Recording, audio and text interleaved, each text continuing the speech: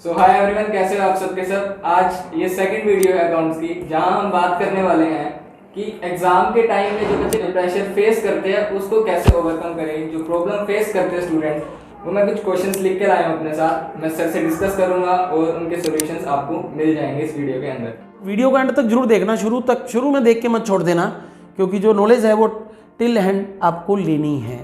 ठीक है, तो सर सबसे पहला क्वेश्चन है कि एग्जाम में जो अकाउंट्स का एग्जाम आएगा उसको कैसे स्टार्ट करें।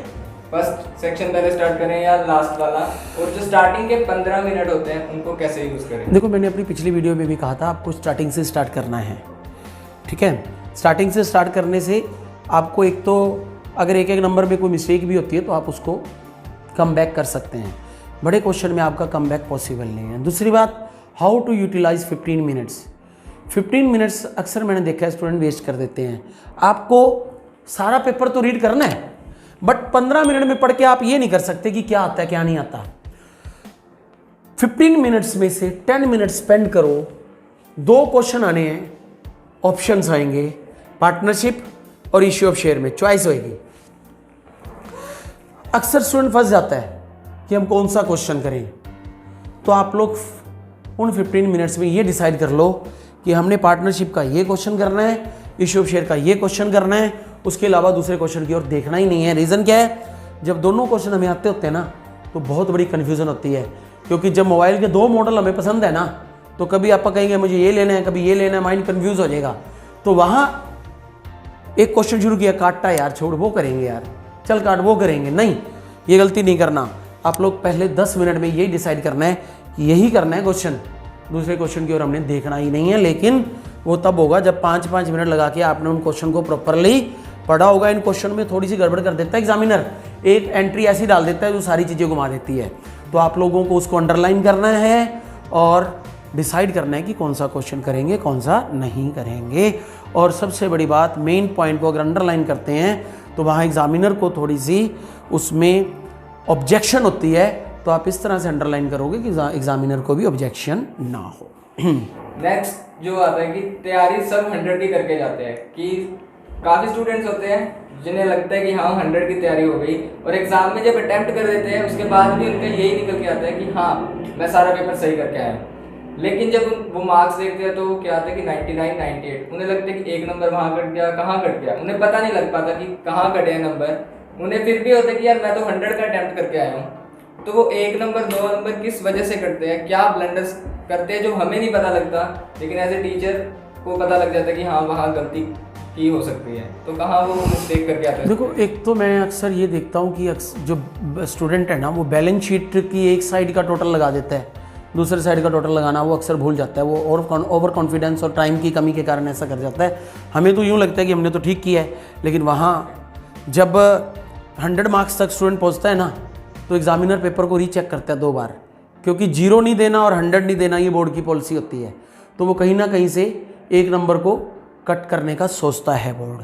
तो एक तो बैलेंस शीट के टोटल की बात करता हूँ। एक बच्चा कैश फ्लो स्टेटमेंट में गड़बड़ कर देता है अक्सर।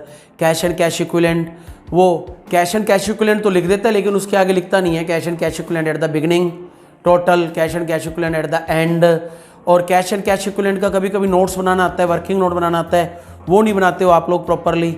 वो रनिंग हैंड्स में बना देते हो वर्किंग नोट्स, और बीच में जर्नल चल रही है, बीच में आपके वर्किंग नोट चल रहे हैं। तो वहाँ आपको तो लगता है हम ठीक कराए, लेकिन एग्जामिनर तो सोचता है ना, क्योंकि 100 मार्क्स वाली जो शीट है वो नेट पे अपलोड हो रही है, तो वो 100 मार्क्स उसी को मिलते हैं जिसको कोई चैलेंज ना हो। तो आप किसी भी तरह का चैलेंज मत छोड़ गए। एक और चीज़ बताता हूँ मैं, रेशियो वाला क्वेश्चन आता है अक्सर एग्जाम में, जिसमें इंक्रीज और डिक्रीज हमने लिखना होता है। बच्चा अकेला इंक्रीज डिक्रीज लिखाता है, रीज़न नहीं लिखता। बच्चा तो सोचता है कि मैं तो ठीक लिखाया हूँ, लेकिन इंक्रीज डिक्रीज के साथ रीज़न नहीं लिखोगे तो आपके मार्क्स उड़ जाएंगे, आपको पता नहीं लगेगा मार्क्स कहाँ चले गए हैं। तो ये चीज़ें आपको ध्यान करनी है। बहुत माइनर मिस्टेक्स होती हैं जो हमें लगता है कि सही है, हाँ, बट वो एग्जामिनर पकड़ लेता है। हाँ, एग्जामिनर पकड़ लेते हैं। ठीक है, तो नेक्स्ट क्वेश्चन है कि लेंथी पेपर होता है अकाउंट्स का, सबको पता है वहाँ। और लेंथी पेपर में मतलब पूरा टाइम मिलता है, हार्डली 10 to 15 मिनट्स। अगर हम प्रॉपर पेपर करते हैं तो 10 to 15 मिनट्स पहले कवर हो जाता है।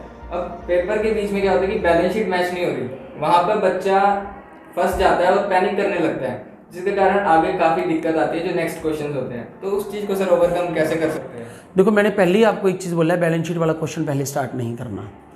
दूसरी सबसे बड़ी बात, अगर आपकी फर्स्ट अटैम्प्ट में बैलेंस शीट नहीं मिलती है ना, तो आपको एक बार उसको रीचेक कर लो। रीचेक करोगे तो पार्टनरशिप वाले क्वेश्चन में तो जो मिस्टेक्स हैं वो बड़ी कॉमन सी होती हैं। रीचेक करो कि हमने कैश ठीक लिखा है, करंट अकाउंट का बैलेंस लिखा है या नहीं लिखा है, फिर भी नहीं मिल रही तो एक बार आगे बढ़ना ही सबसे बेटर ऑप्शन होता है। क्योंकि अगर हमारी माइनर सी मिस्टेक है तो 1 नंबर कटेगा, और हम आगे नहीं बढ़े तो हमारे बहुत सारे नंबर कट जाएंगे। तो वहाँ आप लोगों को पैनिक नहीं होना है, कोई बात नहीं, आप लोग आगे बढ़ो, टाइम बचेगा, एंड में उसको दोबारा क्या कर लो, री अटैम्प्ट कर लो, रफली री अटैम्प्ट कर लो। अगर आपके पास 5 मिनट मिलते हैं तो अटैम्प्ट हो जाएगा, कोई बड़ा इशू नहीं होता है। तो सर इस वीडियो में ज़्यादा लंबी नहीं करूँगा, मैं एक लास्ट क्वेश्चन मैं पूछूंगा आपसे कि कोई एक ऐसी टिप जो स्टूडेंट को काफ़ी काम आएगी आने वाले सालों में भी और इन बोर्ड एग्जाम्स के अंदर, जो आप लेना चाहोगे? देखो, ऐसा है, आप लोगों के लिए तो टाइम निकल गया जो मैं टिप देने जा रहा हूँ। आप अपने जूनियर्स को एक चीज़ हमेशा सुजेस्ट करो कि accounts is the game of concepts, not the how many number of questions we done, not the game of this. मैं देखता हूँ अक्सर DK गोयल की बुक लेकर बच्चे बैठ जाते हैं और वो क्वेश्चन करते रहते हैं और पेपर में उनसे कुछ होता नहीं है। कॉन्सेप्ट्स क्लियर करो। +1 2 से ही आपके कॉन्सेप्ट्स इतना स्ट्रॉन्ग होना चाहिए कि आपके सामने अगर कुछ भी क्वेश्चन आ जाए ना, कुछ भी क्वेश्चन आ जाए आप उसको कर दो। लेकिन अगर आपने पेट क्वेश्चन किए एग्जाम्पल देख देख के, तो वहाँ कुछ भी नहीं होने वाला। तो कॉन्सेप्ट्स पे काम करो, ये तो कहना है आपने अपने जूनियर्स को। अब आपको क्या करना है, आपको आज की डेट में यही करना है कि maximum practice, not reading. Accounts reading नहीं करनी है, मैक्सिमम प्रैक्टिस करो, मैक्सिमम प्रैक्टिस करो, और आपके फ्यूचर में ये चीज़ें भी काम आएंगी। जिस बच्चे की सिटिंग हैबिट अच्छी होती है वो बच्चा सक्सेसफुल होता है लाइफ में, याद रखना। Which leader is more successful?